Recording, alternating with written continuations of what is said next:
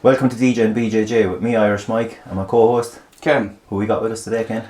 So, with us today, Michael, we have long-time martial artist, BJJ Brown belt under Dominic DeBietz, lover of burpees, kettlebells and suffering in general. It's Coach Conor. How you doing, Conor? I'm good, boys. Nice to be on. It's been a while, hasn't it? Yeah. In the making. How long a time in the making? It's been a while for everyone. We haven't been on in about 4 weeks. Yeah, well, they're used to it by now. I mean, that's the magic, mate. It pops up like a little surprise on an occasional You never Friday. know when it's going to pop up. Like. People are like, oh, the podcast is there. Great. we had one brown belt pulled out, so we had another brown belt step in. It's better to do it in person as well. It's nice to be able to get another in-person one. And we've been chasing Conor for a while. Well, it just hasn't our line. It's not lining up schedules, right? Hasn't materialised. Yeah. Here we are. So, where do we start, mate? Do we start at the beginning? Get a little bit of introduction. Obviously, a few of the guys that train with us will know you already, but I'm sure not all of them know your intro to martial arts and jiu-jitsu. So, start at the beginning, mate. How did you get into it? What got you through the door? Ooh. So, I think, going way back, I was about, it must have been about 10 or 11 when I started boxing. I fell in love with that for a couple of years and then sort of went on to the Muay Thai stuff for a long time, talking about 11 years or so. And then I used to always watch, so stereotypical, like, oh yeah, the UFC and all this sort of stuff, but the Ultimate Fighter, the original series, Forrest Griffin, Stephen Bonner, that sort of thing. I remember my dad used to record it on videotape, like VHS. I'd watch it the next day because I was fucking too young to stay awake and watch it, and it was America or whatever. And I was like, oh, all this sort of stuff you get into. I have no idea what jiu-jitsu was, but it was like, it looked cool, all the wrestling and all that sort of stuff. And I was like, I've got to find a place to try it somewhere. And then I had a severe injury on my chest, ended up tearing my pec completely, and had to have surgery on that. And then was that from Muay Thai? Yeah, so I trained with a guy that I used to live with, and he was a power lifter. And sometimes he'd let me go to the gym with him, probably just to make him look even better because I was shit. I re-racking a bar after something, and it sort of slipped off, and I felt something twinge. And I was like, oh, that was a bit weird. And then I remember throwing a hook when I was training. It just went bing. It was rotten. And then long recovery after that, sort of year and a half. And then I was sort of worried about actually going to try it because I was like, if something happens now, I'm fucked, yeah. So there was always that seed of doubt, and then eventually I just thought, actually, I've just got to go and try it, see what happens. Went to a place where I did boxing and that in Coventry, wicked little gym there, and they used to have a tiny grappling room, no bigger than this room, I swear. It was tiny, just kitted out with mats on the walls and stuff like that. It was a Tuesday night, I remember, for an hour, and I went in and just loved it straight away. No gi, like at first, everyone else had gi. I had like joggers on, a t-shirt. Typical newbie guy that doesn't know what he's doing. Still no idea what I was doing after weeks, and then it's actually a funny one with Mathouse because obviously whenever you come to Mathouse you get given the intro gi, the trial class, so you kind of feel like you fit in straight away. But when we started that sort of time, a lot of the gyms wouldn't have a spare gi. Oh mate, but at best you'd get a sweaty second-hand gi that had been left behind someone, or just chuck a gi jacket over your tracky bottoms and be like, there you go, mate. You can go on, jump in. So I didn't have a gi for about the first 2 months. Just a t-shirt, joggers, trying to spar with guys that had gis on, and they're going, coach, he hasn't got a gi on. What do I do? Blah blah blah. There must have been about 10 of us in this room. Everyone was like white belts. It was a fairly new thing that they'd started doing jiu-jitsu there, and the guy that who's now a black belt, Dave Roberts. He was a brown belt when I started there, and had it not been for him, I wouldn't have stuck through it. And I remember, so I was on and off with it a little bit, especially while I was doing all the music stuff. And eventually, before I moved to Reading, and they knew that I was going to be leaving, first thing he said, he was like, "You found a gym down there? You found a gym down there?" And first one, I obviously looked up Googling and found Mathouse. And I was like, oh yes. That was all there was in that was it, mate, yeah. It's like, oh yeah, it's like a Roger Gracie place, blah, blah. He's like, oh mate, that would be great. And then going to Mathouse for the first time, and I was like, oh, this is a... Did you go there as a white belt, sorry? Yeah, I'd been training about 7 months or something like that when I joined Mathouse. And peak Dunning-Kruger. Where you think you know way more. 7 month white belt. You think I know way more than that. Mate, and to see a blue belt when I was in Coventry, that was, what the fuck, there's a blue belt, do you know what I mean? And like coach I had at the time was, I think he'd just got his brown belt, and then Dave, who was the the main coach, he was a brown belt as well. And seeing more than 2 blue belts on the mats at Mathouse, I was like, what is going on here? You know, like there's actual depth to this. I had no idea, like an actual just dedicated jiu-jitsu place. Someone that is what they do this like 5 days a week. What is this insane? And obviously when I came down here, threw myself straight in, right, I'm going every day for this next week or whatever. Obviously got injured, and then I was like, how do people manage to do this for, you know, day after day after day? And it was just eager white belt that just can totally just spazzed, you know. But did you just fall into it then straight away? Because people won't know Rob. We will definitely have Rob on at some stage, but Rob has like over 1,500 classes done on, and that's only since the app started counting. And I think you're second with probably.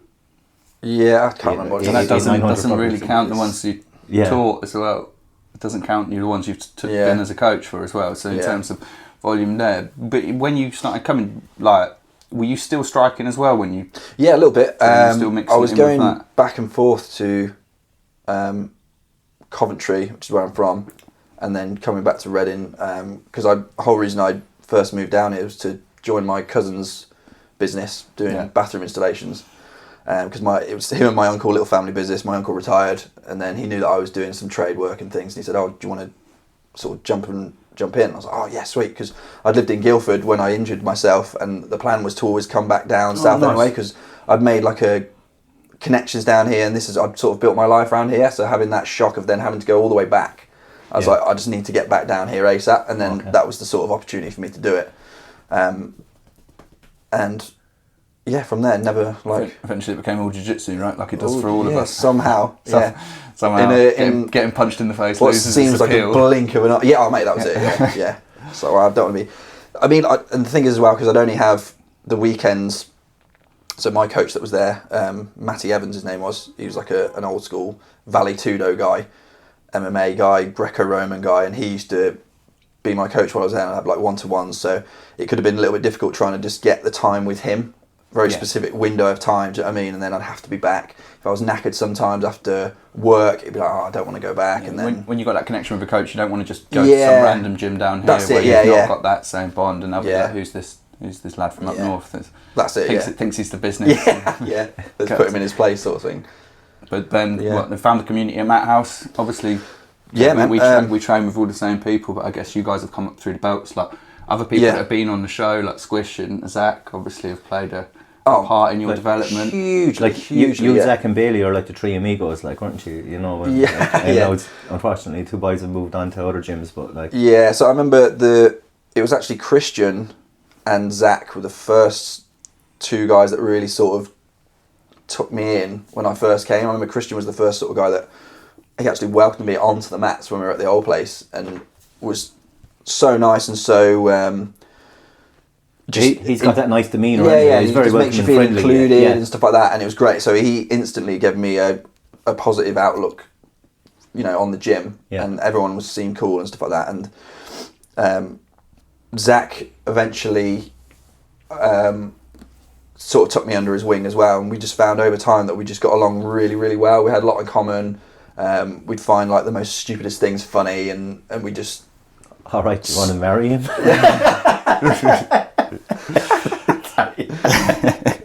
That's how it goes, isn't it? Like, you know, you meet your you meet your idiots. Mike, that's it, mate. Next to each other, and you obviously get. We've actually joked about getting married before. Good rounds. Have we? we were joking. Wow, colour me surprised. But yeah, so how long has it been? Sorry, very loud into my mic, directly into my mic. How long has it been in total now? Years on the mat. 7 years now. Yeah, 7 years. Brown belt. Yeah. And had you competed at all before you moved down, or was that something? Because you're obviously big on the comps now. I hadn't. Obviously, At first, I remember before I'd moved to Mathouse, I did go to the British, and they did it in Coventry.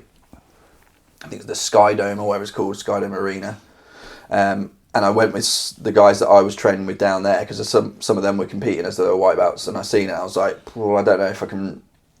If it's really for me to actually compete. I never really thought about it that much. Competed at striking though, right?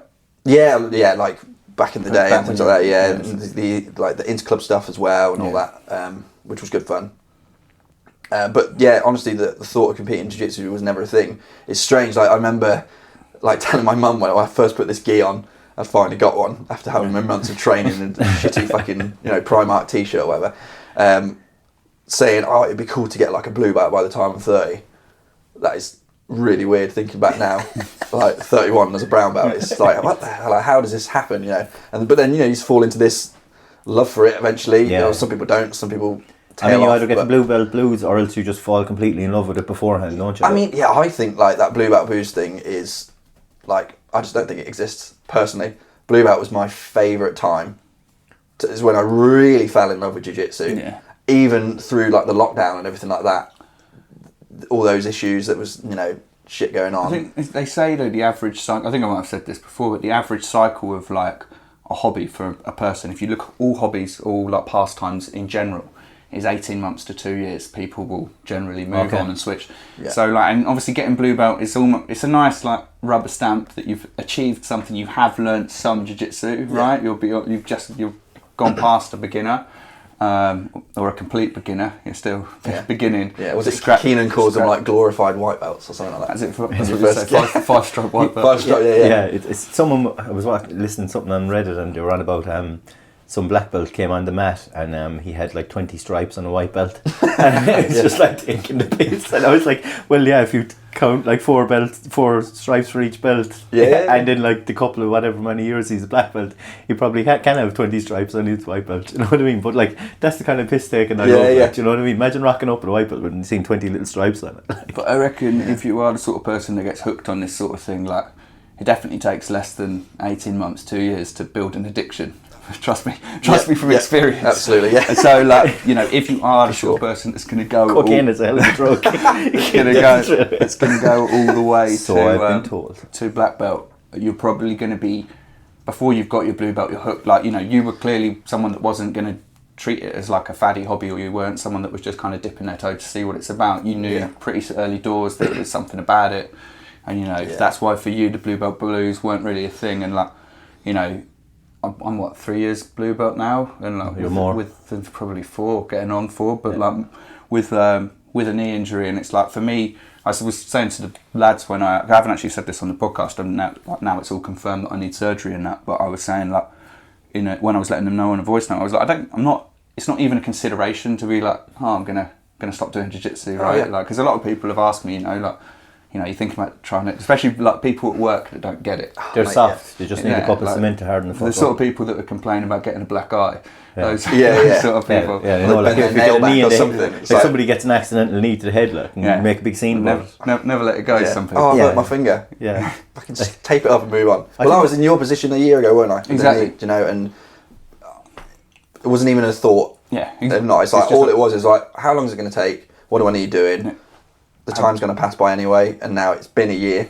And you're back literally, to it. And I think if you look at jiu-jitsu like that, like, you're always going to be doing it, like certain things. Like, to be honest, I just don't really give a fuck about any of it, just as long as I can train. Yeah. And obviously you want to see improvement in yourself as well, though. I mean, because that's going to be a byproduct, right? If you, depending on how you think, like what you focus on, you're going to have an easier time of actually enjoying jiu-jitsu when you don't focus on all that shit. Do you know what I mean? It's kind of like, don't focus on the stripes, don't focus on this, just do it purely for the love of doing it, and you will see the progress, if you enjoy it. Or even not, you might just have a fun time.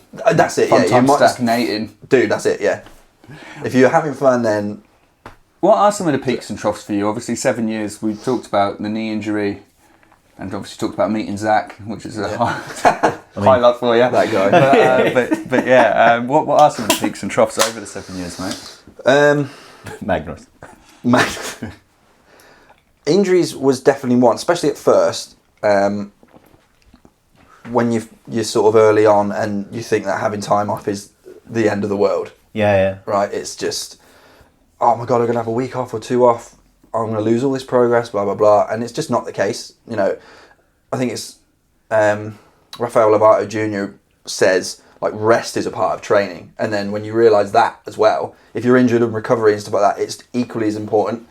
But that did take me a while to realise. And now I'm at the point where if I get an injury, like I had the broken hand like a couple of weeks ago, whatever, it's like, it'll get better. I'll be back in whatever time. I just don't see it as even an issue. It's just part of the journey. Yeah. Do you know what I mean? Is it easier like when you have an injury like that and you're a coach, so like you're still, even though you're not sparring, like you're still demonstrating technique and stuff, so you're still kind of involved in the jiu-jitsu, even though because like obviously you wouldn't spar with a broken hand, but like you could still teach technique with it. Yeah, for sure. And it was the same when I injured the knee after the British Open. You know, I was disappointed that I couldn't roll, like couldn't do well. Even I couldn't do the finals, and I was like disappointed with that. Have you heard that story, Mike? Sorry, I think actually you should tell the listeners because we're like inside boxing, we're inside baseball. Yeah. So when I was doing I did the British Open this year, and in my first match I submitted a guy with a toe hold, and when I was then trying to keep warm for the final, something just sort of went bing inside my knee, and I didn't pay much attention to it, and then after about 10 minutes it was just radiating this heat and this warmth, and I was like, oh, what's this now? And then it was just starting to get a little bit more like stiff, and straight away I was thinking, if I go into this match now and make this worse, I'm going to tear my MCL. I'm going to tear it badly. I was like, is this karma for me injuring this guy? Then I just telling them, because I hurt his leg pretty bad. What, in the toe hold? Yeah, and that's my biggest fear in competition, is getting my legs fucked. Well, the thing is, like, I've been practicing that quite a bit, like just getting the mechanics of just getting it, and then when it was he was trying to go for my legs, but I was like, okay, I'm just going to beat it to the punch. And as soon as I locked it on, the referee was like, stop, you know, and bless the guy, like, he was sort of laying on the mat. What, pop before he could tap? Yeah. Like just have you seen? On, and that was it. Yeah. Have you seen Rory Wise doing the nicest? I saw that. Yeah, nicest heel hook. Look over, he's like, I have that, mate. You're meant to look at him, and then he just barely touches it. Mate, fair play to that, because not everyone would be like that, right? Yeah. You know, some people are like, snap his fucking leg off. But then these like local tournaments and stuff, most of the guys have got to go to work the next day. Yeah. So if you've got it, that's why I hate wrist locks. You've got it, man. Like, that's why I hate wrist locks in the gym. Unless it's, you know, everyone says this, don't they? Oh yeah, they come on quick as well, don't they? It depends, like, who you're going against. Like, like there's a difference of jumping on a wrist lock and like slowly, actually like, someone having your full arm extended and just going, giving you another touch of it. Like, just what a lot of people say though, if they have to throw the submission, any submission, if you have to throw it on in the training room, you clearly haven't got enough control. Like, you're dead on. Yeah, you want to be applying a submission in the training room so slowly, because you have the control before you're applying it. Like, otherwise, you need to do something more in your setup. Like if you have to throw it on to get it, because if you don't throw it on quick, someone's going to escape. Then I mean, I agree with throwing it on the comp, but again, I think that's different, and it depends. I think it depends on the comp. Well. You're dead right. For me, like, you know, an accident's happen. Like, you know, toe holds can be everyone's knees and lower limbs are a bit weird. Like, some people, especially the older you get as well, right? And some people have heaps of flexibility, and you can be put like cranking on a toe hold or a footlock and looking at them like, mate, Fergus, dude, he's got rubber legs. I swear. He's 12 years old, brother. He is, mate. Yeah, I know. Yeah, so I'm saying, enjoy this while you can. While you've got legs made of like, you know, spaghetti. Those kids are terrifying though, because you can. I've got this heel, mate. I swear it did like a 180 rotation when I was demonstrating, and he was dead blank face. I was like, what? Not that I would heel hook children, but in my experience of heel hooking children, he's definitely a teenager. You can heel hook him all you want. He goes for it on you, like. Well, it's open season. Here, look, if they're there, do you know what I mean? Like, fair play. So, what were we saying? Peaks and troughs. Yeah. So, obviously, injuries in the short term do feel like a trough, but the way that you see it now, you can just ride it out. Yeah. Is there any times you really like experience like plateaus or anything you had to? For sure. What's your kind of approach to that, and were there any that are notable that you stick out? So,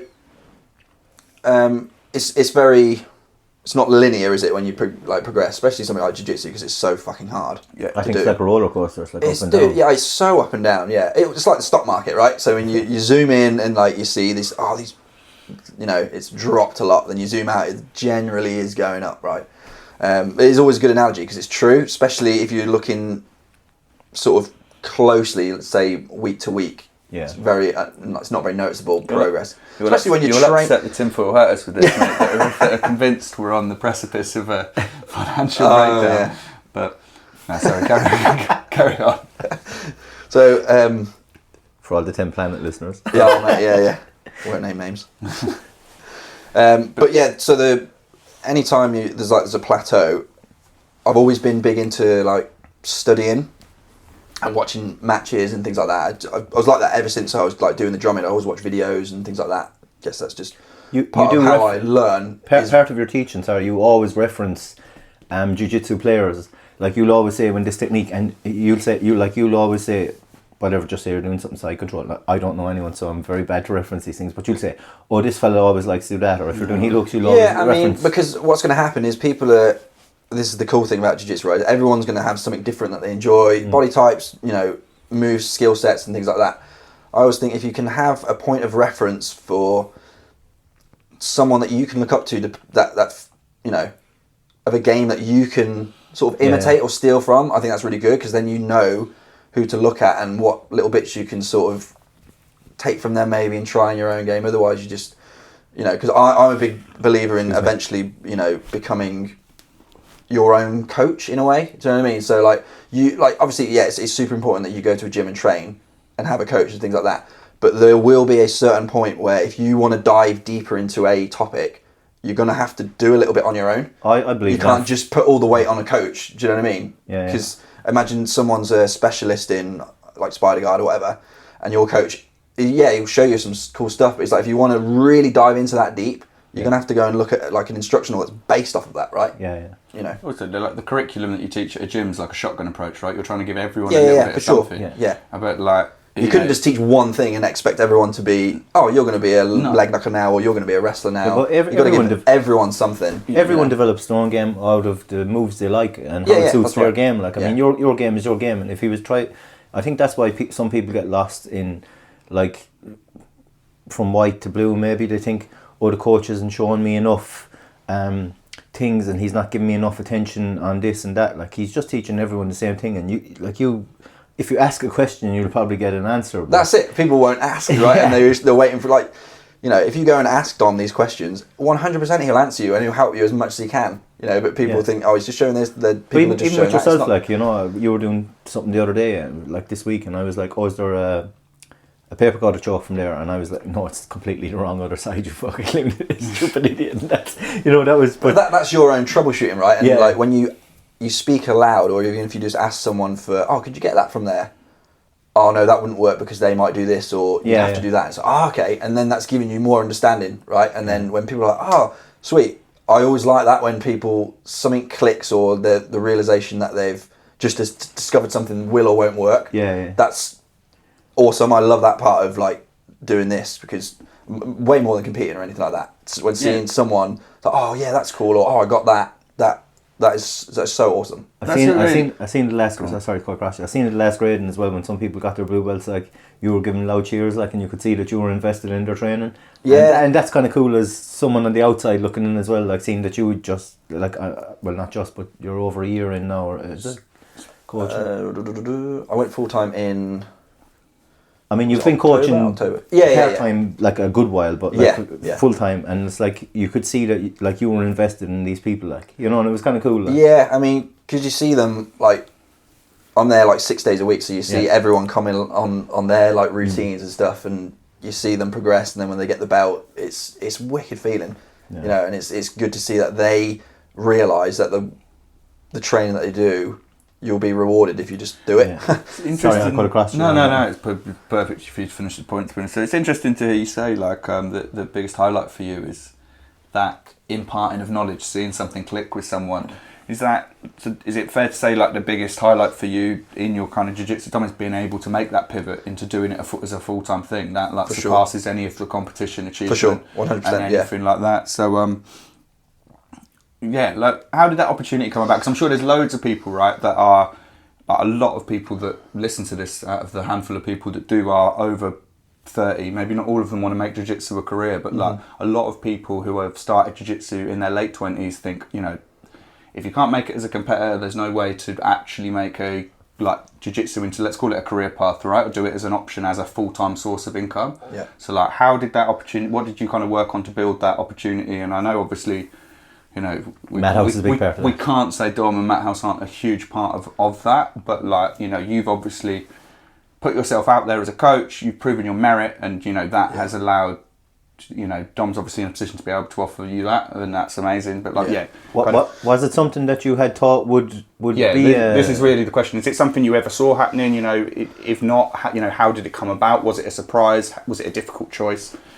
It was like everything you just said. Yeah, it was like I'm still all of the above. Yeah, I'm still waiting to wake up now and be like, oh, that wasn't real. Do you know what I mean? People are like, oh, how you find it? It's mental. Like, I'll let you know when I know what it feels like. Do you know what I mean? It's crazy. But Dom asked me years ago if I'd come and lend a hand with like the beginner's course with Christian and Squish, and then from there, I mentioned to him before about how like how do you get into that transition of like maybe teaching classes and stuff like that. So I was asking him when I was like a blue belt ages ago, and he gave me all this advice and things and stuff that he'd done, or people that he knows that have like, yeah, they'll have a job and then teach privates on the side. And I was like, oh, that sounds cool, you know, things like that. It was something it was in the back of my head. I was like, oh, you know, as a black belt one day that would be cool. Little did I know as a fucking purple belt it'd end up happening, you know. Then it was that Jesus imposter syndrome kicks in, like what the fuck is, you know.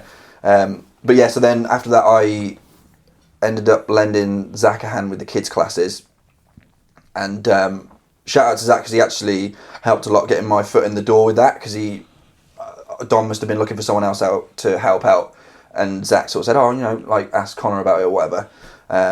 So then me and him and Bailey ended up doing the kids classes, and then that it just sort of snowballed from there. So like once your foot's in the door, once I'd done that a bit, and then it'd be, oh, can you cover this morning class by any chance so that Dom can have the morning off or he's away? I was like, yeah, sure, I'd jump on that. And then, so I'd be teaching at like sort of 7 a.m. till 8, bombing it onto, you know, skimming a ceiling or whatever, back in the evening for the kids' classes. It was knackering, but like, respect to the that was where that grind, if you want to call it that word, that's where that set in. But I didn't feel like that because I enjoyed it so much. So I'd, you know, doing all this work, not in jiu-jitsu, I was then waiting. I was like, oh, okay, I'm going to go back to the gym later on. And I was just counting down the day, the minutes. Yeah, do you know what I mean? To go back again. Yeah. That was it. Yeah, and then so like Wednesdays and Fridays, for example, I'd do the kids classes, and then I was always train on those evenings anyway. So there'd be a fundamentals class straight after the kids, and because I was already at the gym, Dom was like, "Just do you want to jump on and just let me hand be like okay?" I was like, "Yeah, cool." So then that turned into that, and then it sort of rolled into what it is now. But it was quite a while ago now that Dom sort of said, oh, have you thought about doing this more full time than, you know, the bathrooms and stuff what you're doing? I was like, honestly, yeah, but I don't know, like I can't imagine how that's going to pan out, you know. And he asked me at a really, like, couldn't have been a worse time, because I was working with my cousin and he'd just had a motorcycle accident, so he completely mullered his shoulder. So there's me doing everything for him. Whole business. I was like, Jesus, this is... family then as well, then? Yeah, family as well. Like, we'd always got along and we always had a good time, and I never wanted to let him down. I was like, this is the perfect opportunity, but it couldn't be the worst time. And then Tom was like, so you're not saying no? I was like, no, but I have to say no right now. Then he sort of said, okay, I'll ask you when he's sort of back at work.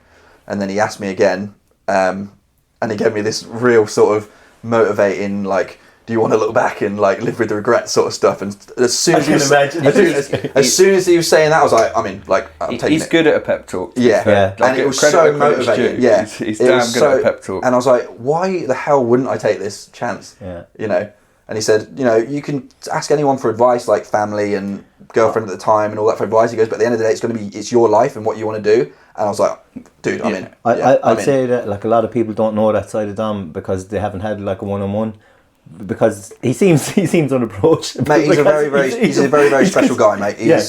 He seems like a fucking lunatic, but if you actually have talk to him, he will talk to you. Yeah. And like there's been times when I was out of work and stuff, and like he'd just have a chat with you and ask you how you were getting on, and like he'd say something to you, and he's a fucking cool guy. Like, mate, he's cool. He's really cool, mate. Yeah. He's genuinely interested in what you got to say as well. Yeah.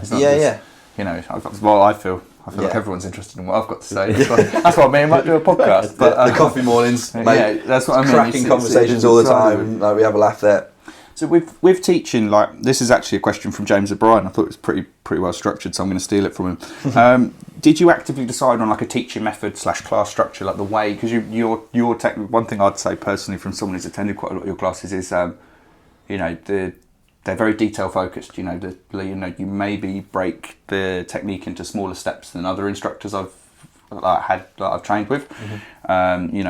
It's very easy to digest, especially even for brand new guys, because like the mornings where I mostly have trained with you have been like, they're mixed level classes, right? So you've got some guys that have been training less than a week there, and then you've got some guys that have been like training 7-8 years on the mat at the same time, and I feel like there's something for everyone. So is that an intentional thing where you've kind of tried to cultivate a certain style? A little bit so, yeah. So a big thing is actually from teaching the kids, right? Because they're like 6 years old. If you can teach something to them and they understand it, you can explain it to anyone, right? So I'll always try and break down as much as I can of it without it being too overwhelming.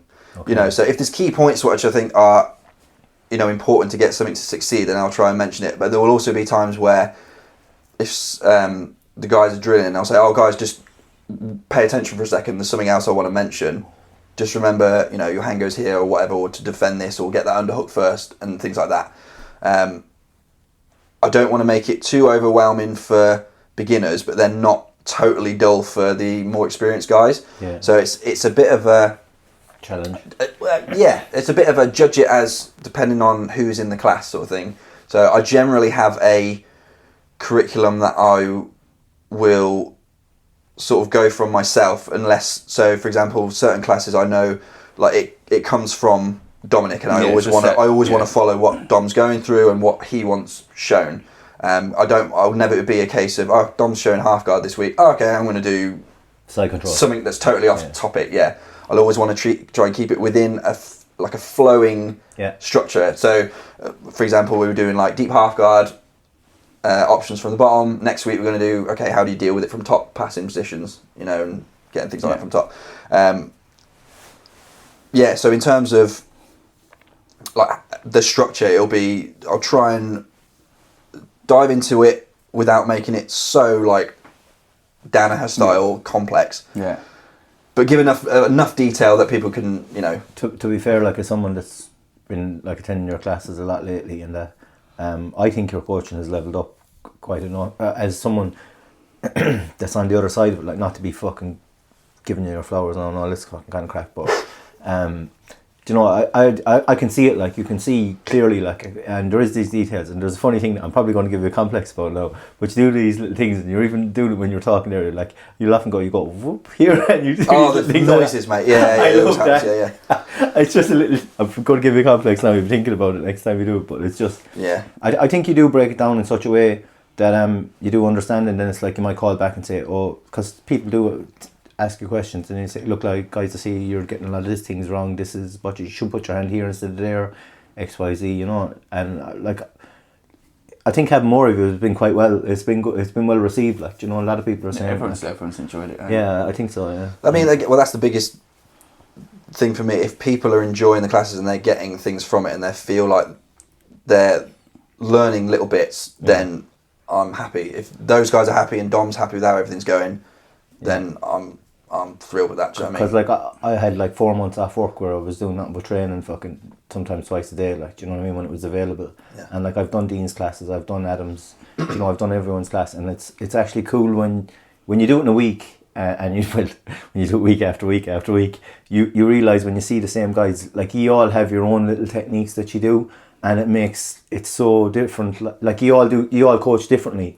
But it's like I'm starting to do reverse De La Hiva and stuff, like in De La Hiva X from Adam's class, and like I'm someone who doesn't play guard now. Yeah. When I try to do it, people just jump them out. But I'm experiencing different teaching styles. And that's a good thing about a gym like ours, where there are a selection of coaches. And that's what Dom wanted as well. We got like Shaz, Squish, Dean, myself, and Dom. Everyone's got their own style. Everyone teaches their own, their own. You all have your own teaching style. There are little ways, there are little methods of how you convey information.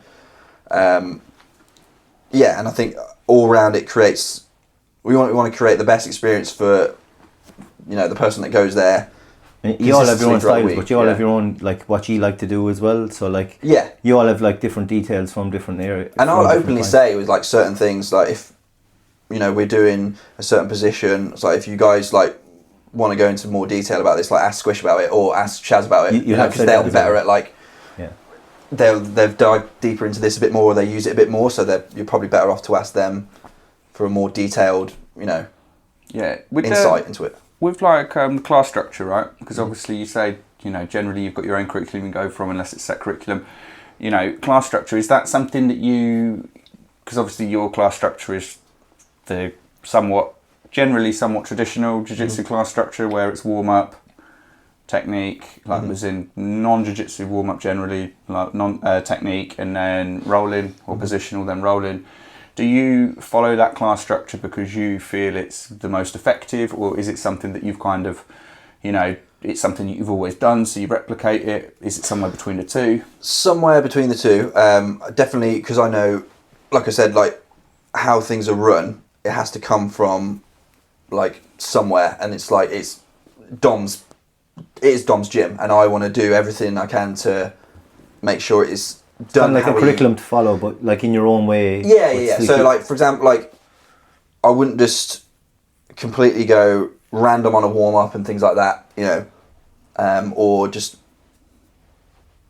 random on technique, and then, right now we're going to totally switch it up and do this. You know, I'll try and keep it in a way that people will then get used to as well, you know. So give them what's familiar. So if anything, make the warm up a little bit shorter so that they can have more time to do, let's say, specific sparring, and then rounds. So, like, I know Dom's big on that, wanting more specific rounds in the mixed and advanced classes, because we do it a hell of a lot for the beginners, and that's helped them out loads when they start going to, like, advanced classes, because they're going to have people on their backs, they're going to have people mounting them, especially in the advanced classes. And if they don't do these specific rounds, when they jump into the higher level class, they're going to be like, oh Jesus, I'm getting mauled.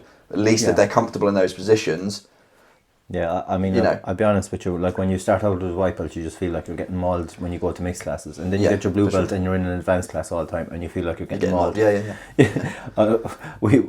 What night was it? Fucking Tuesday night. We were in the gym, and Max took my back, and he just had me in, like, he had my back for about, it felt like 3.5 minutes, and he just kept, like, taking my neck, and I was just defending, and, like, I had nothing to give him, like, and then I just started talking shit, like, and I said, like, you've a blue belt level rear naked choke. And he was squeezing the fuck out of me. Fraser is a brown belt who teaches at the gym. He's black belt in judo. That's just for people that don't know. Fraser's like, you can't tap to that, and he was sitting like a metre in front of me on the benches, and we were on the edge of it, and he's like, you can't tap to that. And next thing, I defended that left hand rear naked choke, and as I put that out, he put his right hand in. I was like, can I tap to this one? And he's just looking at me, and it's just, I gave Max a load of abuse then, and told him, like, Max is brown belt now, is he? What, Max Bayless? Max Bayless? With the mullet. Yeah, purple belt Max. Yeah. He's purple, is he? I just said, man, you've a blue belt. Spurred him on, just pissing egging him on more and more and more. So, but shout out to Max, because my neck was killing me fucking Wednesday altogether. But sorry, that's just me digressing. No, personal stories. That's funny, man. That's funny. What were we saying? We're talking about the class structure. So yeah, it's kind of like, you know, we've travelled around a bit, right? Yeah. You know, we've been to, like, London Grapple together and stuff, and obviously different places have different class structures, but I feel like, you know, like you say, almost every class has some form of positional and some form of rolling, right? So as long as you're getting those in, I think the stuff that comes before it isn't as, you know, it's like, as long as you're giving people techniques and giving them a chance to practice them. Personally, as well, it's something you can go on about for hours. It doesn't. Yeah, for sure. Yeah. Personally, as well, I do think, like, warming up a bit is important, especially as someone that's had injuries, and, like, if I go in just straight to drilling, me just sitting on my heels, my knees are like crack, you know. So just getting that little bit of a sweat going on, a couple of rolls and things like that, just to get the blood flowing. That's it. That's all it is. It's not like, oh, we're warming up for jiu-jitsu by doing this. It's just priming the body a little bit, and that's the way I see it. And so, like, me and you often have conversations kind of about like how if we were the first roll, we kind of go like 60%. Yeah, that's something I learnt from him and Zach actually. They'd always do their first roll super light, and like I was like, actually, that's and then we do a proper one. You know, especially we get warm and then we do the drilling, and then you've cooled down. Yeah, that's what it is. Yeah, but like I'm just going to point out an irony that I've just noticed. Like since we started this podcast, I've always been like, fuck off warm ups. You don't need warm ups. Like you should warm up doing jiu-jitsu, like just like flow rolling, but.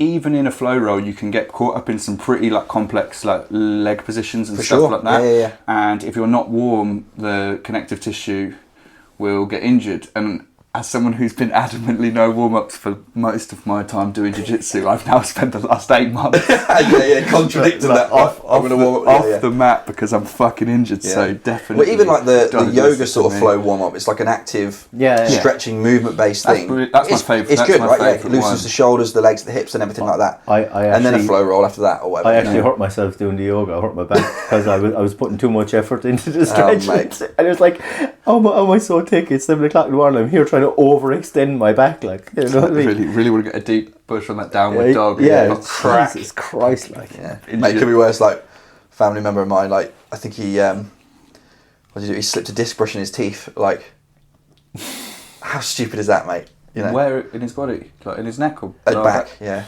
Like, what? How? I need to see this man brush his teeth, bro. Mate, I know. Yeah. What is he doing? Like, fucking, yeah. I wish we had video for this. I heard it as well, yeah. He's and then he injured his shoulder as well, like doing press-ups with his 8-year-old lad. Like, so we were sort of have like a press-up competition almost, and he fucking, It's always it's like, ridiculous, mate. Your knee went stretching off, right? Yeah. My knee went stretching off. It's always like, gentle, not always, but just. So it's generally the moments you don't expect that give you the injury. Yeah. Like we've said though, like it's there's something already underlying, and it's just gone. Yeah, you didn't know at the time.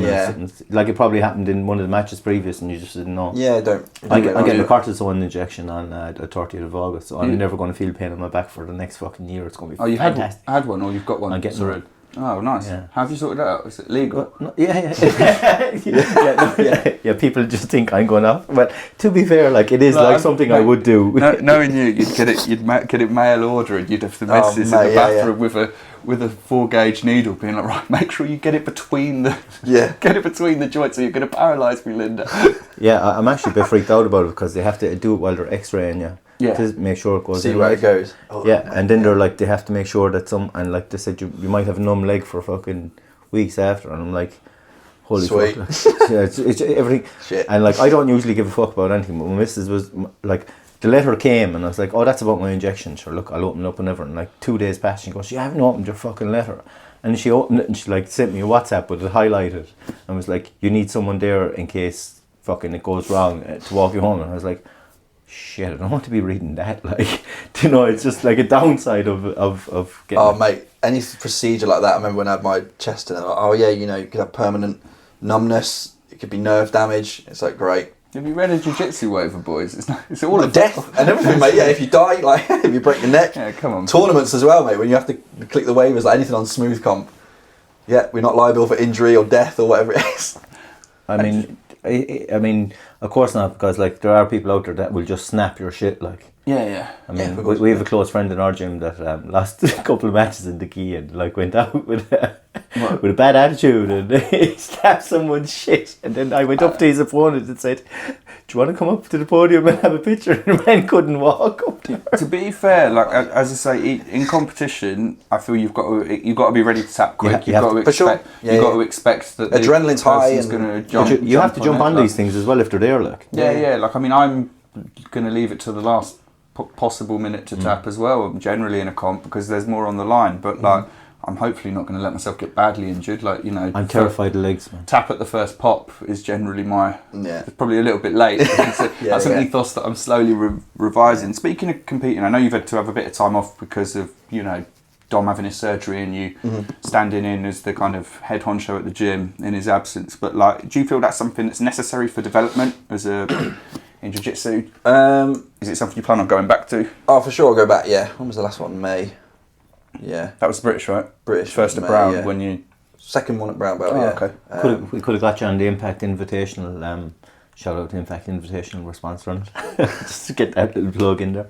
If your end wasn't broken. No, yeah, you know. But yeah, I'll definitely go back to it for sure. I think not necessarily like the result and that of the tournament, but how you prepare for the tournament. That's a massive boost for skill, I think, because you have to dial in a little bit more on your training. Your focus has to be a little bit. You have to be a bit more switched on. Your diet, if you're cutting weight, I've never really had to. But your cardio is you never put an issue though, is it, with all the burpees? People don't follow Conor's reps. Stupid bullshit I did since lockdown. Just like it's you definitely have no problem with cardio, do you? No. I think like if you could do a 10-minute round match, it wouldn't. Yeah. Yeah, like it's one thing you don't have to worry about, but like you're always still doing the burpees, right? Like it's consistent. It's been now 4.5 years now. And how, like what's your just for the people that don't follow Conor's reps, we'll take a little segue into a little detour into this conversation because what's your training as explain the logic behind it to start with. Oh well, the burpees. Yeah. What got you okay, so this started right. This started during lockdown, and I did like an EMOM workout, so like every minute on the minute for the guys that don't know. And the first minute was, what was it? It was like 15 burpees, and then you do that, and then finished. Yeah, and then whatever time you got left of that minute, you rest, and then the next minute it was 15 jump squats, and then etc. And you did that for 12 minutes. So it was only 6 rounds of each, and I couldn't finish it because I nearly threw up. And there was something that I just said to myself, I was like, I don't want to let that happen again. I don't want to feel that rough after doing a workout like that. And I thought, because we can't do jiu-jitsu, I want to make sure that I'm not gassing when we do go back to jiu-jitsu. And then somehow I got weirdly obsessed with doing all these burpee routines, and I found, like, shout out to Iron Wolf on YouTube, his stuff, and Burpees King on Instagram, and all these guys I spoke to about their routines. And it just became probably an unhealthy obsession of doing like hundreds of burpees in a day. No music, no nothing, like just doing stupid loads of burpees. As fuck. I didn't think you were. Stupid, mate. Yeah, lost the plot, mate. So what's the most burpee? What's your PB on burpees, or the longest length? Obviously, there's 1,000 burpees. In how long? So this, I was annoyed at myself for this. This is stupid. So I did 800 in an hour, and then it took me 45 minutes to do the next 200 because you were so just lactic acid. Absolutely fucked. 800 in an hour. Yeah. How many is that a minute? Can the calculator? Stupid. My mathematical abilities are somewhat dampened by. This podcast is unofficially sponsored by Magners and marijuana. Wrexham. Oh, this is a Wrexham lager. Yeah. That's not what's dampened my mathematical. So it's 13. No. Yeah. 13 a minute. 13.3 a minute. Oh yeah, so it sounds handy for like an entire hour. Like when have you ever done a centurion, which is like a shot of beer or a double shot of beer every minute? That's fucked me up. Yeah, it's Sky News game we used to call it. It's only about 4 and a bit cans of beer, right? That gets so hard. The time gets shorter as well. Right, shot, another shot. No, I've only just done one. Shot, and that's what I mean. It's like that first 13 burpees, you're going to do them and be like, you got it. What the fuck, lads? This is a piece of piss. By the time you get to the half-hour mark, you are going to be cursing every god you've ever heard of. We called it the Sky News game. We used to just turn on Sky News, and I used to do it with cider. And I remember I projectile vomited in my mate's like downstairs toilet, and like I hit the walls and everything went so wide. Like it was like 40 minutes in, just drinking a shot of cider for 40 minutes. Rotten. Speaking of Mike's comp prep, to get back to the question at hand. Like, do you think competition's necessary? I know you're a big fan of it, and I know that you're like one of those that wants to stay ready, and you've competed pretty extensively. Do you have a rough idea of how many like you did at each belt? So I only did 2 at white. So I competed. The first one I did was actually Surrey Open towards the tail end of white belt, and that one was just. It was like, okay, I'm just going to do it and experience what it was like. I spent the whole 5-minute round in matey's close guard and ended up losing by like an advantage. Yeah. One of those classic bullshit. Classic white belt competition everything that you know goes out the window. I'm trying to like grab his lapels from, inside his guard. Yeah. I leave it to maybe the last 10 seconds to even fucking try and stand up and all this sort of crap. And then I did an All-Stars one about 2 months afterwards, and I think I got to the semi-finals in that, and then I was like, this is actually quite enjoyable, and then got the blue belt. First tournament as a blue belt was after about a month. Got smoked within like 20 seconds, and then I went on a tail of sort of losing for about the next maybe 4 or 5 tournaments, and then COVID hit, and then as soon as we got back after the lockdown and stuff, I was like, right, let's just go and do a tournament. And then I started getting some wins, and then I did quite a few in a short amount of time and just got used to that feeling, and then started getting on the podium, and then I was like, okay, I'm getting it back now. Purple belt. Fuck, here we go again. Same thing. Get smoked at purple belt. First match was against my mate Marcus. Shout out to him. He's a black belt now out of Icon, Watford. Yeah. In a bit. And first round it was like, oh shit, here we go, going against Marcus. And then after that again, started building up the momentum with the matches, the tournaments and matches, and then started hitting the podium, and then eventually like winning a tournament, and then just getting comfortable doing it. Essentially was the big thing. It's kind of a skill in itself. It's massively a skill in itself. Yeah, like how you deal with like your nerves and the adrenaline, and for me it was like probably opposite to what most people have. I had a hard time of switching on, like amping myself up, not bringing myself down. From striking and things like that. It's like, well, no, I'm not. It's like it's just not the best way to think though. Ken. It's like it's not the way to think about it, because you're just going to go in too flat, and if someone's on it, then they're going to get that tempo straight away. But eventually, so then when I started at brown belt, I've had a pretty good run so far. I've won all the matches I've had. Par 1, I've won by submission, and then I lost by sub in the first one as well. But yeah, I think people should at least try it.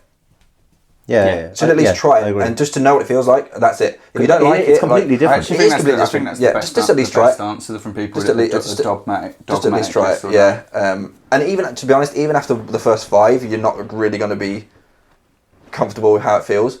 You make me feel a lot better. It can take ages, mate. Like it can. Like it took me ages. It took me like 8 tournaments, I think, before I even got on the podium. But I haven't prepped it. And then Zach had the same thing. Like Zach went on like this string of losses, and I remember him saying to me, like, he was at the English once, and he was like, I actually don't know if I'm going to do this anymore, like competing. I was like, mate, just stick it out. Like it's going to happen. And then eventually he went on a tear. Like, people will quit too soon. Yeah. I mean, and also they'll take it too seriously. It's like, this is one thing that, Dom always said to me as well, which people might not assume of Dom, but when it comes to tournaments, he's very like, if you want to do it, then do it. He will never push you to do it. But if you do want to do it, he's really calm about it, like especially when he's on the side. Yeah, you better turn up on point though. You better turn up on point, because if you want to do it, you better do it right. That's it. Yeah, if you're going to do it, then do it. But why are you going to pay the money to go there and lose? That's it. Yeah, but it's not that. Sure. Like you're taking like as a coach, he does give extra time. Yeah. You know, he will. That's what. Yeah. Like he'll give time outside. Like he'll do sprints above in the park, like which isn't part of. He'll add extra. He's got a family, man. Just take his Saturday morning off to just come and run with a bunch of losers up a hill in Prospect Park. Yeah. I mean, like, and then he'll go and he'll coach you, like he's. Yeah, and even if you make a stupid mistake that you shouldn't have made, it's like, oh fucking hell, come on. He won't like grill you about it, but he will be bluntly honest to say, don't do that. Like he's very calm demeanour about it, which is really good, But going back to the tournament side as well, being on the other side of it. I was just going to ask, do you enjoy coaching at a tournament as much as you enjoy coaching at a gym? That was the most stressful I've ever been in my fucking life, mate. You didn't look like you were having fun. No, that was my heart rate was going through the roof, mate. I was so nervous because I wanted everyone to do well, and granted we got a really good result, but I saw how people were training, and I wanted it to reflect in the results. Because some people I was so pleased when people did.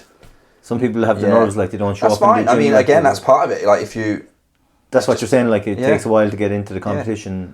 So some guys that maybe you thought would have killed it as well, and they ended up having a flop. It's like, don't worry about it. There's always another. The blue belt competition, like nobody.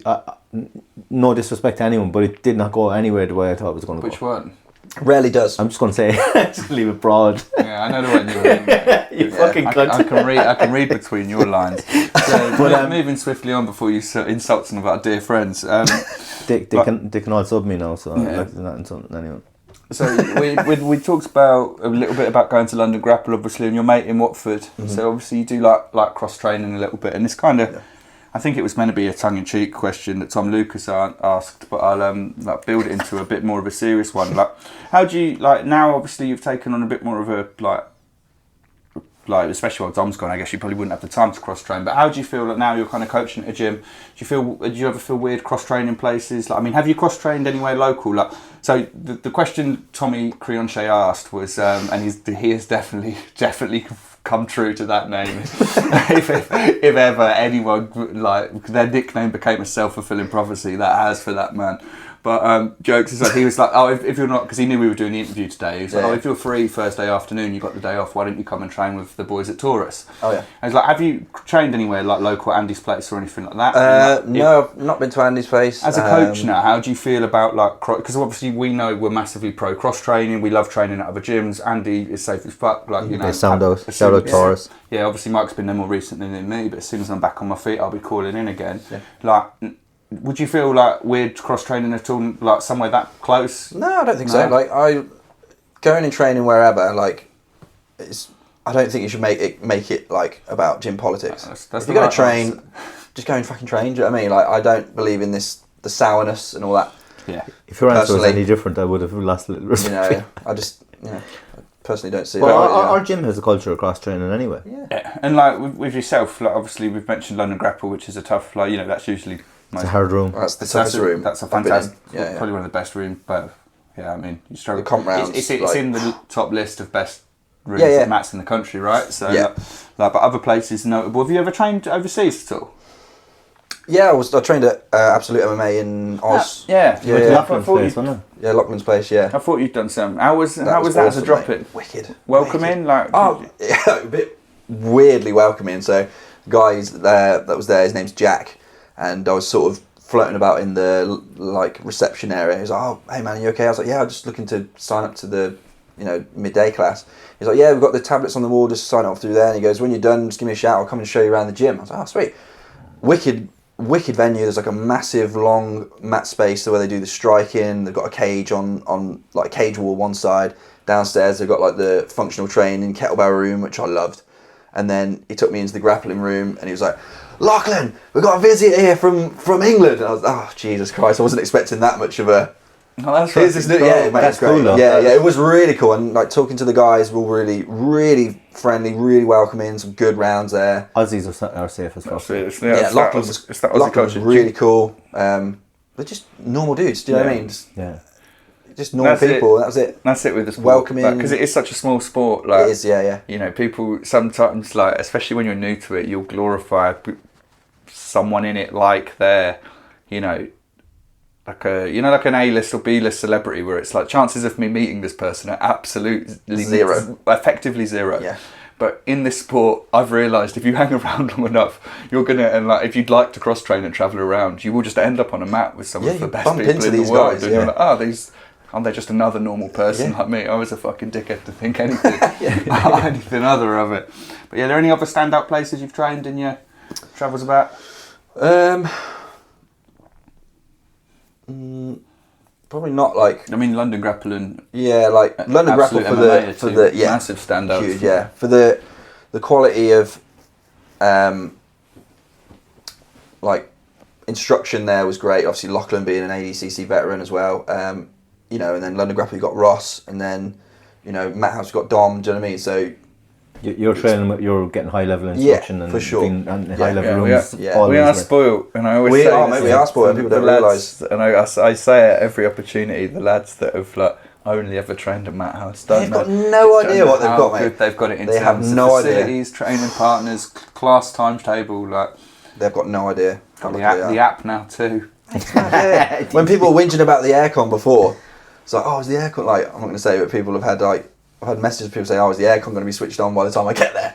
It's like, okay, go and train somewhere else and just tell me that Bro, I remember, You know. I've told this before. I'm not going to lie, like I have some gripes about it. But a lot of It's fixed now, though. I've never messaged anyone. A lot of the mats, like out in Brazil, it's like there is just one fan that the coach is sat in front of, and the rest of it is just you might as well be outside in Rio summertime, and it's like that's just the training. I mean, to be honest, if we weren't here recording today, I would be in Pinewood with the Carson Gracie Farnborough crew. So shout out to them because I've been doing a bit of cross training with them, and the ceiling is so low there, it's like gorillas in the mist when there's only like 7 people training there. And like when they take off your rash guard and like you can wring it out twice, like a flannel. I like that when the air gets thick though. Yeah, you know, it's like the fog of war. Fog, So who's the next round? You can barely see Tunneling through it, you can barely see across the mat. I do like those spitting sawdust gyms. Shout out Pinewood, and it's a nice refresher to remind us how good we've got it to drop into those. And but obviously the mat's still tough as fuck. Like, I've said this a million times. All you need is like just some mats and some good rounds, and you'll have good training. Being able to shower, and that is also a nice touch. Lucas's coach Sean in his sound as well, like, do you know what I mean? They're all good guys as well. It's not I've never actually met Sean, but I've heard like nothing but good about Sean. Like I said to Luke, I'll try and like definitely come and train at some point. We can do it. Get patched up and fixed. Have you got any other set questions that you want to jump into? I'm just going to say it to all these people, right? Because people have asked questions to give you to reward them. So like the pick me questions, right? And the borderline homoerotic fan fiction about Michael and Conor. If you want to send that and write that shit, send it to them directly. I'm in Mathouse, you know where I am. I'm not repeating it, but yeah, the question is like, who's your favourite? So like, who's the toughest person you sparred with, or subsequent? Who's reading them? Fair play. I was just shit on people. With who subsequently moved to Glasgow from the original Irish Mike. That shit. Yeah, okay. Who's the best kids instructor to work with? Which brings you treats? That's from Jade. Nice. You know, all people that just want shout outs for themselves. Yeah, but Lance asked a good question, and it was Dom, block your ears, put the earphones on. If you opened your own academy, what would you call it? Oh, mate. I don't know. That's super original Conor Mortimer, BJJ. I had a question just before you answer that one. Would you not move to Mortimer and become Conor of Mortimer? Just said that to try and pass the sign. Should totally do it, mate. Mate, that's where the gym would be, right? Mortimer. You'd have to and it would be like Conor of Mortimer. I'd have a crown and everything, dude. You could have like a red carpet. I'd have a red carpet, going up to the doorway. But that's just me being a dickhead. And so out of the questions on the WhatsApp group, I feel like this was trying to address Alex had a good one, did he? There were a few good ones on there, yeah. The potential elephant in the room from Rob, though. From a coaching perspective, how do you make people stop spazzing out? Asking for multiple friends. Sorry, Rob. So with that, if I know people are going to go mental, I will usually try and put someone with them that's going to fuck them up. It's like an enforcer, isn't it? Yeah. Do you know what I mean? So certain people that have... Because that'll tire them out. Recently, there's been like some new people that are coming in. I'm not going to name names, but they've been, blue belts and the such, that go just a bit stupid. And I'll watch them roll with someone, especially if it's like someone lower belt and they're like making mincemeat of them. I'll pull someone aside and just say, "Can you go with him for the next round, please?" And just politely put it on him a bit. So he knows how it feels. So he knows, yeah. And then if two people are really going crazy, worst comes to worst, I'll be like, if I have to sit them out, then I would. I haven't had to come to that, but I've seen Dom do it before in the past with people that it's just they've been so idiotic and not being respectful of other people's space. Yeah, the risk of it is injuring other people. That's what it is, yeah. Because and I always say, guys, please watch the space around you. If you're in mid-transition and you can see that you're next to people, you move. Okay? If you're aware of them being next to you, you move out of the way. Do you know what I think is, just as you're saying that, something that's been lost in the last 6 months or 8 months was, and I know like some people say, oh, it's politics, like moving out of the way for higher belts. I was always respecting that as white belt because it was just forced on us, and it's like, usually you're getting like a leg in the arm, or you're getting a kick in the arm or something. You're like, who's over there? And it's like, and then one of the lads I was talking to said, like, if you're in a handy position, like you're just after getting side control, and you're a higher belt, and they're actually in something where they're putting something on, maybe you would move from them, you know? As a higher belt, you can assess the area. Sure. So, like, for example, if let's say I was rolling with someone higher belt or whatever, or like the same skill level, if we are in let's say a settled position like that, and you can see people that are going, I'd probably like put my hand and say, "Oh, guys, just watch." But if it came to it, I would move out of the way, especially if it's guys that are, they are doing some tricky stuff and they're going like. But if the whole thing about higher belts and moving out of the way for them is generally like they've had to work a lot harder to earn that position. 100%. Do you know what I mean? Whereas 2 white belts like trying to open close guard and things like that, maybe not so much. One thing but the white belt might kick you in the fucking head. If you're a blue belt, like, and you're like a blue belt for a year plus, and you are still accidentally kicking rolling partners, you need to have some more spatial awareness of your spatial. You need to work on your spatial awareness, and the only way you're going to be working on that spatial awareness is if you're forced to. So if higher belts keep making you move, that's going to slowly drill that into. I think I don't think it's a hierarchy thing. I think it's the same as like the reason why at our gym we have fundamental only classes for white belts, because there's certain things that white belts need to learn so that they're safe to roll with other people. And let's take hierarchy out of it. The newer guy in the gym has worse spatial awareness, so there's more chance. Like, you look at a high level mat, right, in a small gym, you can see like multiple like higher belt partners rolling almost in the same 6 foot square, right? Because they have that control and spatial awareness. You watch 2 white belts roll in their first roll, and they will go across a 20-foot mat from one quarter to another. They're like tumbleweeds in the first minute, right? Yeah. And I feel like it's purely just a thing of like saying, right, you've got less spatial awareness, you're more likely to injure me because you're newer to this. Not a disrespect thing. Please move and keep you and us safe, right? Yeah. That was always my view of it. I know, because some people get really funny about it, like, why do I have to move for the higher belts? It's like, because you're about to kick them in the fucking face, son. Yeah. I've often lost positions over just like watching who's rolling close to me, and I won't always tell people to move. Like, I don't really like, but I'll just stall the roll.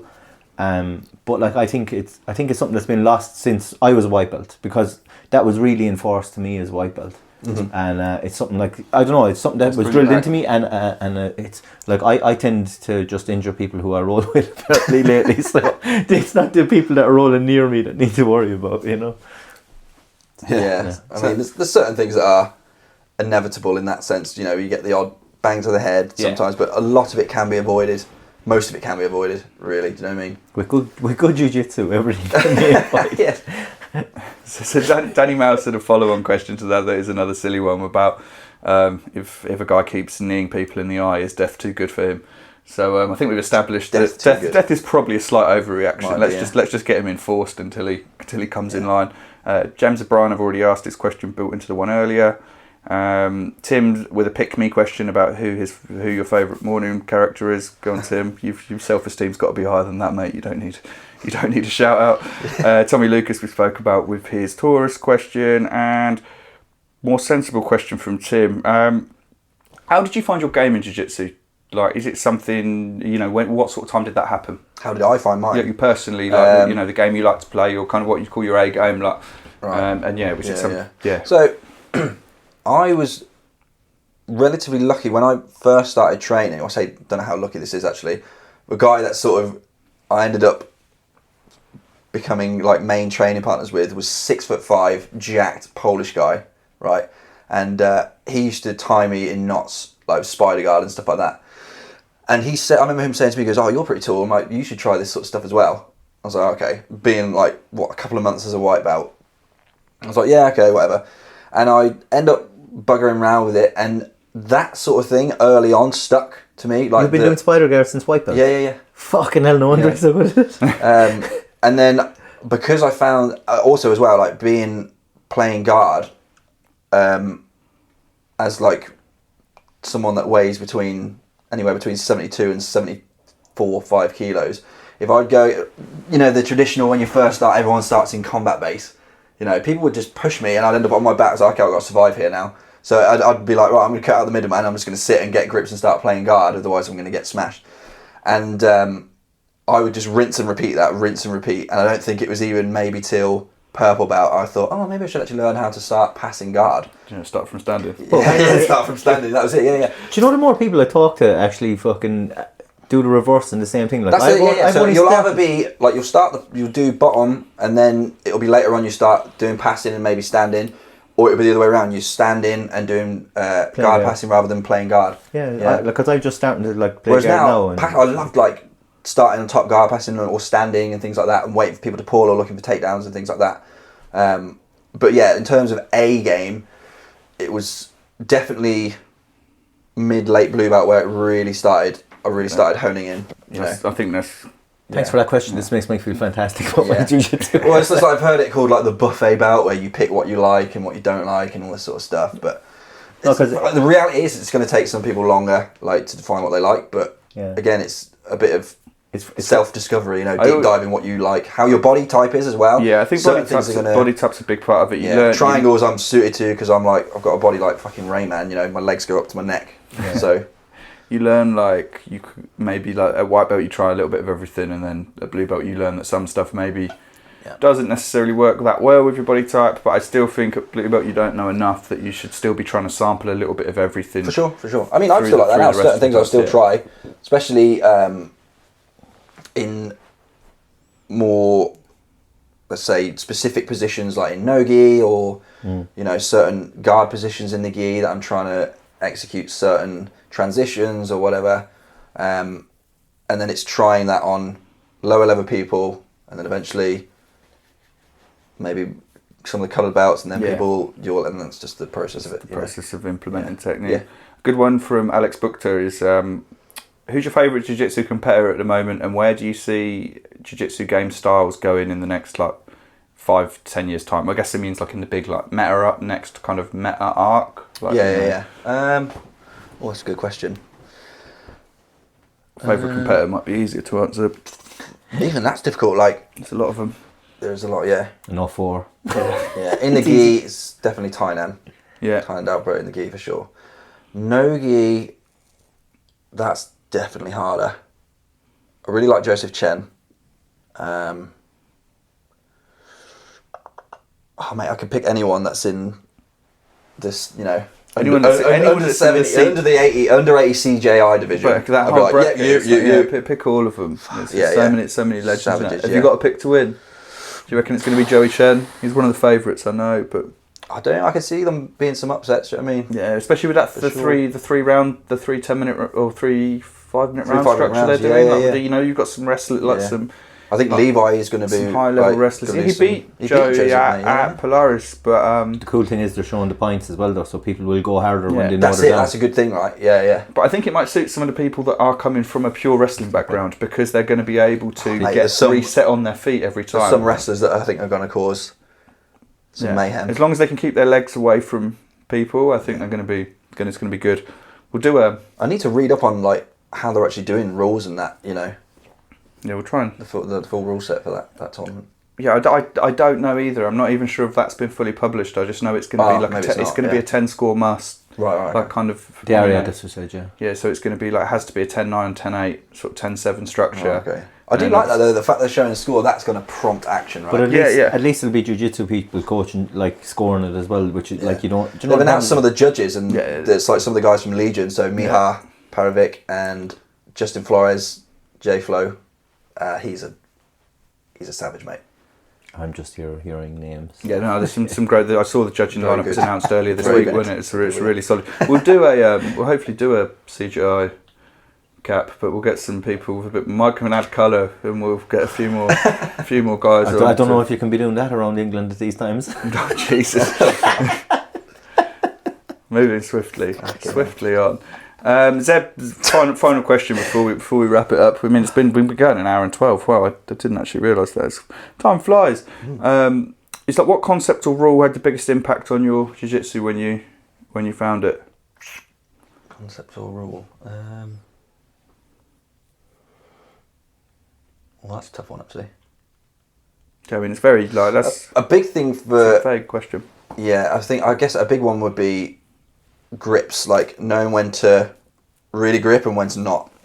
So for example, if you've got sleeve grips, so if I'm playing Spider Guard, for example, 2 sleeves, knowing when to really grip onto that sleeve and pull, and knowing when to let them just sort of guide my arm, if such. Do you know what I mean? So I won't be constantly pulling. in a constant motion of rowing, I'll just have that grip, and then when they're trying to move away, my arm will just track it. Those sort of like for efficiency. And then when I know it's time to go, that's when I'll go. So that was a big thing. Collar grips and things like that. That actually is a perfect segue, because Squish actually asked, how did you get that grip strength so strong? It was actually something I just left out. Do you reckon that's plastering? It is, because people tell me I have a strong grip. I've never rolled with someone who's done like regular plastering work that hasn't had horribly savage grip strength. Yeah, a lot of it. Yeah, so from the tiling, like carrying 40, 50 kilo boxes of tiles upstairs, just that's just part of your job. You don't think that you're doing all this stuff. Bags of muck that you're lifting with, like a claw grip. You're just doing it because it's part of the job.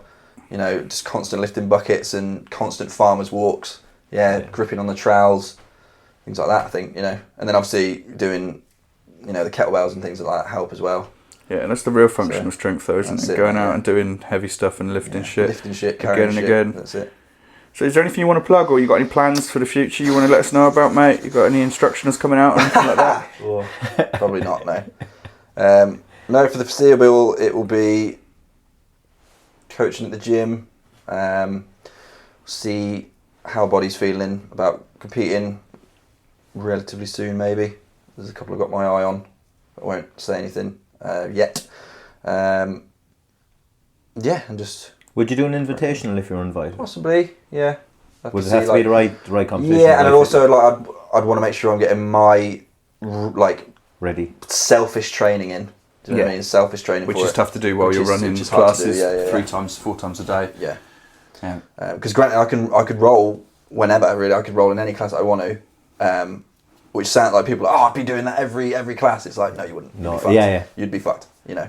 So I'd have to be really selfish in the training for something like that. Yeah. And then again, like if it was anything like Europeans and you want to make sure even like master Europeans and things like that. Run, Yeah. It's not cheap anymore. It's not cheap anymore either. It's so expensive. We want to give, especially if you've got to fly out there. You'd want to know that you've ticked every box that you can, and you've put in as much as you can put in, and then you let the results fly. Talking about that, like we might not do another with our inconsistent nature. We might not do another pod beforehand. So Paddy's going out to Masters Worlds. Oh mate, shout out to Paddy August, then. Yeah, so good luck to him. Big up, good luck. Yeah, fair play. And also, like, as I've read out every other question, Jimothy, I ain't going to read it, mate. Our sport's already gay enough, but thanks for your question. So sponsors, have you got anything else you want to wrap up to, Mike? Or we can go through sponsors. Just saying, Impact Invitational, we're sponsoring that. It's on the 31st of August. It's £20 at the door. If you use the competitor's code, you're giving them 20% back to the fighters. And the black belt matches, I think it's £50 if you finish with a submission. So, and they are looking for, there's been a few pullouts, check out their page. They're really good guys, and it's in Salisbury. So that's basically it on that one. And as always, DGen10 at xmarshall.com, DGenPod@flowstate.com, and Salt DGen for 10% off at saltandstorm.co.